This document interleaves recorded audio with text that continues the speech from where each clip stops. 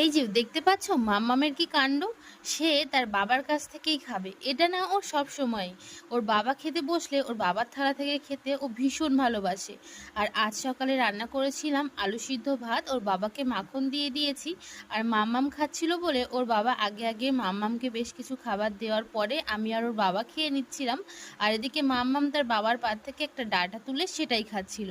তারপরে আমরা মাম্মামকে স্নান করাতে নিয়ে গেছি, আর এমন একটা কাণ্ডর মুখোমুখি হয়েছি, দেখে তো হেসে পাগল হয়ে গেলাম। তোমরা কে কে দেখলে আমাকে জানিও, আর কি দেখলে সেটাও জানিও। তারপরে মাম্মামকে খাইয়ে আমরা দুপুরের খাবারে খেয়েছিলাম লাউ ডাল, একটা চচ্চড়ি আর একটা ভাজা। এটা দিয়ে দুপুরের খাবারটা খেয়ে তাড়াতাড়ি করে রেডি হয়ে গেছি। আজকে যাব মাম্মামের ভ্যাকসিন দিতে, তাই জন্য আমি মাম্মাম আর ওর বাবাই যাব। আর জানো তো আমরা প্রায় সব কটা সরকারি ভ্যাকসিনগুলো নিলেও বেশ কিছু ভ্যাকসিন সরকার দেয় না, তো সেগুলোই আমরা পার্সোনালি অন্য একটা ডক্টরের কাছ থেকে নিয়েও নিচ্ছি। তো এই যে তারপরে আমরা চলে গেছিলাম ভ্যাকসিন দিতে, বাড়ি এসেছিলাম, তারপর জ্বর